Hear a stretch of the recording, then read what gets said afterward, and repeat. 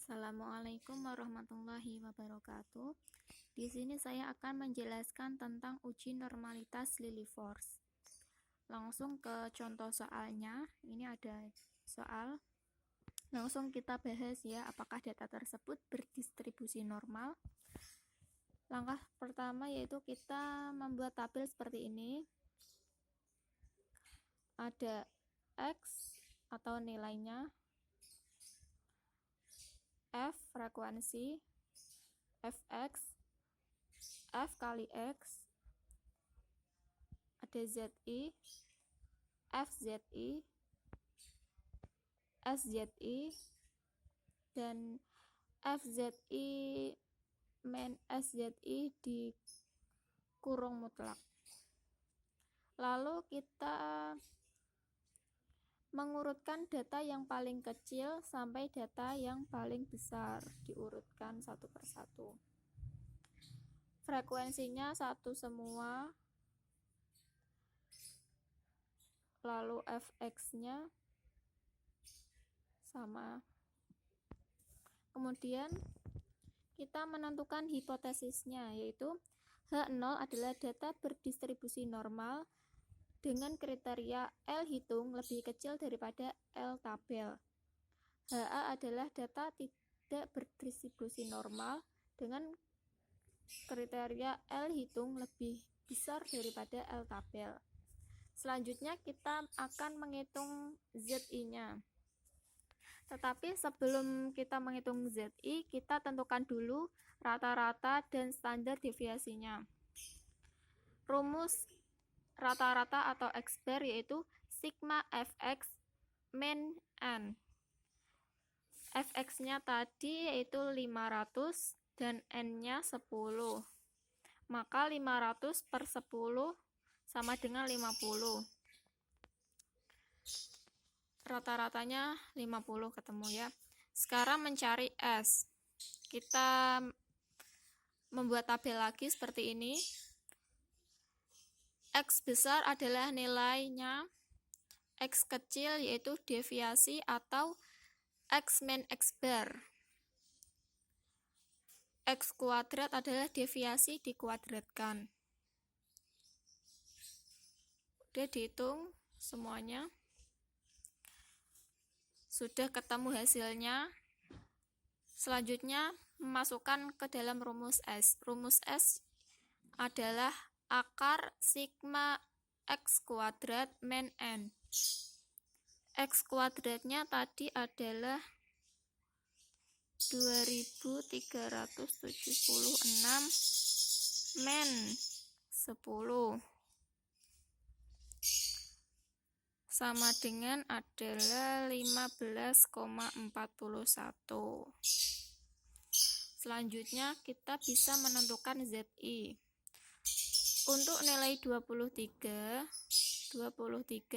min X bar-nya tadi 50 per S-nya 15,41 sama dengan min 1,75. Untuk nilai 27 min 50 per 15,41 sama dengan min 1,49. Dihitung sampai data ke 10 seperti ini. Selanjutnya kita masukkan nilai ZI ke dalam tabel yang pertama tadi.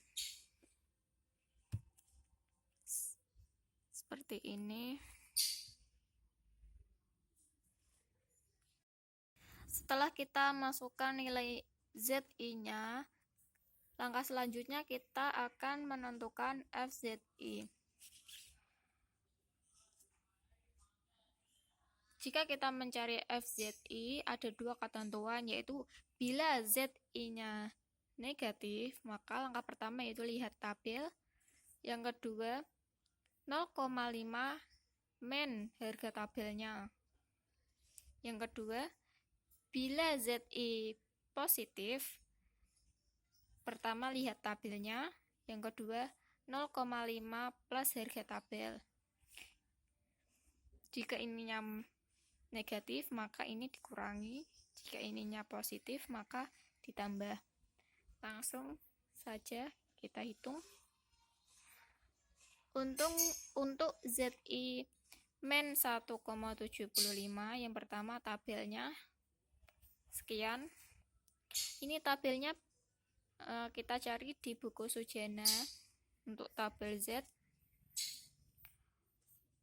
Yang kedua yaitu 0,5 min 0,4599 sama dengan 0,0401. Untuk ZI min 1,49, tabelnya yaitu 0,4319.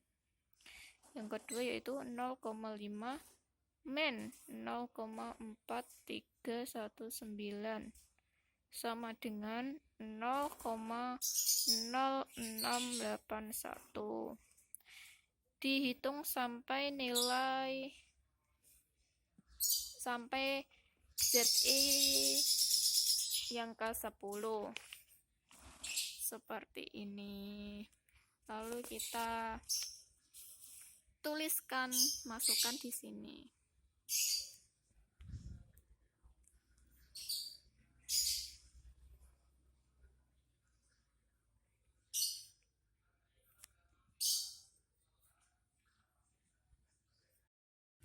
Langkah selanjutnya kita mencari SZI. Rumus SZI yaitu nomor urut per N. Data yang pertama yaitu 1/10 sama dengan 0,1. Data yang kedua 2/10 sama dengan 0,2.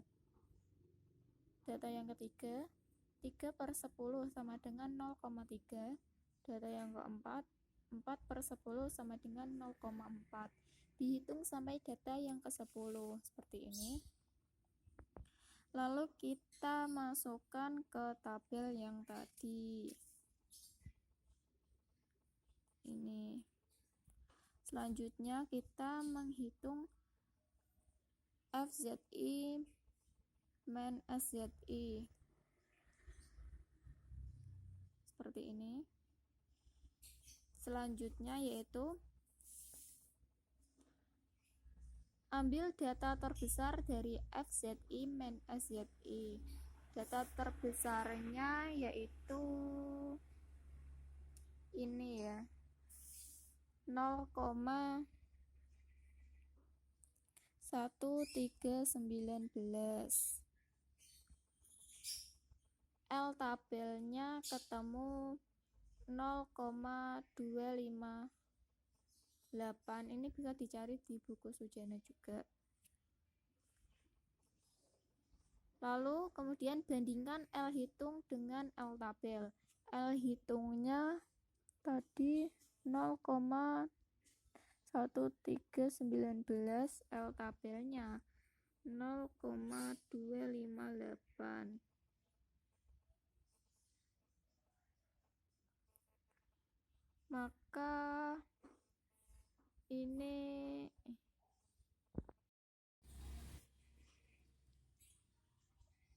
Maka ketemunya L hitung lebih kecil daripada L tabel.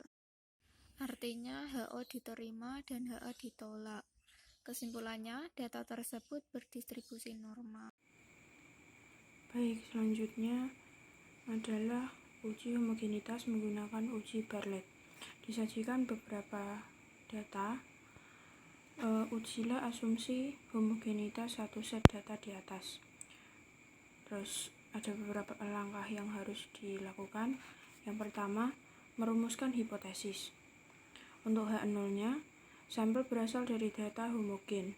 Untuk H1 atau HA, sampel tidak berasal dari data homogen. Untuk langkah yang kedua, bagilah data tersebut ke dalam beberapa kelompok. Di sini akan dibagi menjadi 5 kelompok dan masing-masing kelompok mendapatkan 8 anggota. Setiap kelompok terdiri dari X, yaitu anggota data awal tadi, dan X kuadrat yang merupakan hasil kuadrat dari data awal.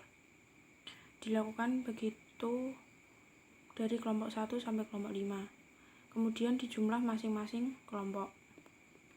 Jika sudah selesai, kita berlanjut ke langkah ketiga. Hitung variansi masing-masing kelompok. Dengan menggunakan rumus S kuadrat sama dengan N kali sigma X kuadrat dikurangi sigma X dikuadratkan dibagi N kali N-1. Untuk mencari variansi, dicari masing-masing kelompok. Untuk variansi kelompok pertama, yaitu N-nya 8 kali jumlah X kuadratnya 92877 dikurangi jumlah X dikuadratkan 847 kuadrat dibagi 8, N-nya 8 kali 8-1 mendapatkan hasil 743016 dikurangi 717409 dibagi 56 sama dengan 25607 dibagi 56, hasilnya 457,27. Dilakukan begitu seterusnya sampai varians ke-5 ini. Jika sudah mencari varians masing-masing kelompok, langkah selanjutnya adalah menyusun data kelompok sebelumnya dalam tabel berikut. Ada 6 tabel yang isinya sampel, DB atau N-1, varians, DB kali varians, log varians, kemudian DB kali log varian. Untuk contoh, untuk sampel yang pertama atau kelompok pertama, N-nya 8 tadi, N-nya 8 dikurangi 1 mendapatkan hasil 7. Kemudian varian untuk kelompok pertama tadi 457,27. Terus DB ini kali varians 457,27 kali 7 itu hasilnya 3200,89. Kemudian log S kuadrat ini log varian log 457,27 hasilnya 2,66. Terus kemudian DB kali log S kuadrat ini 2,66 kali 7 dapat hasil 18,62. Begitu seterusnya untuk kelompok 2, 3, 4, dan 5. Kemudian dijumlah masing-masing kolom. Jika sudah, kita lanjut ke langkah berikutnya. Langkah yang kelima yaitu menghitung varians gabungan. S kuadrat gabungan sama dengan sigma DB kali S kuadrat dibagi sigma DB. Sigma DB S kuadratnya tadi hasilnya 13763,26 dibagi 35, hasilnya 393,236. Jika sudah, kemudian dicari log dari varian gabungan, yaitu dengan log 393,236, hasilnya 2,59. Log varian gabungan ini digunakan untuk menghitung di satuan Bartlett langkah selanjutnya. Nah, untuk menghitung satuan Bartlett itu menggunakan rumus sigma DB kali log S kuadrat gabungan.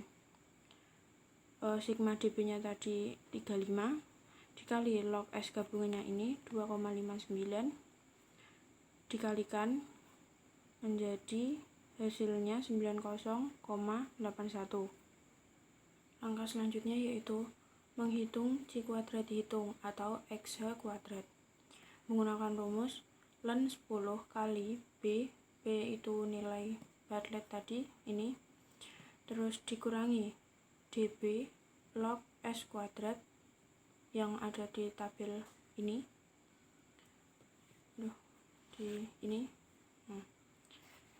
ini DB log S kuadrat, terus dihitung ln 10 itu 2,3, terus B nilai Bartlettnya tadi 90,81 dikurangi DB log S kuadratnya ini 90,56. Nah, dihitung mendapatkan hasil 0,58. Itu nilai X kuadrat. Untuk langkah yang selanjutnya yaitu menentukan nilai C kuadrat tabel atau XT kuadrat. XT kuadrat, cara mencarinya itu 0,05, ini nilai alfa, terus K-1 itu banyaknya kolom dikurangi 1. Jika tadi ada 5 kolom, maka 5 dikurangi 1. Pada tabel C kuadrat, baris 0,05, kolom keempat itu hasilnya 0,711. Itu jadi nilai XT-nya 0,711. XT kuadratnya 0,711. Kemudian dapat ditarik kesimpulan dengan menggunakan acuan jika XH kuadrat lebih dari sama dengan XT kuadrat, maka H0 ditolak. Kemudian jika XH kuadrat kurang dari sama dengan XT kuadrat, maka H0 diterima. Dari perhitungan diperoleh XH kuadrat itu 0,58 ini. Terus XT kuadratnya 0,711 ini. Karena XH lebih kecil daripada XT kuadrat, maka H0 diterima. Berarti sampel berasal dari populasi yang homogen. Begitu. Semoga teman-teman paham ya.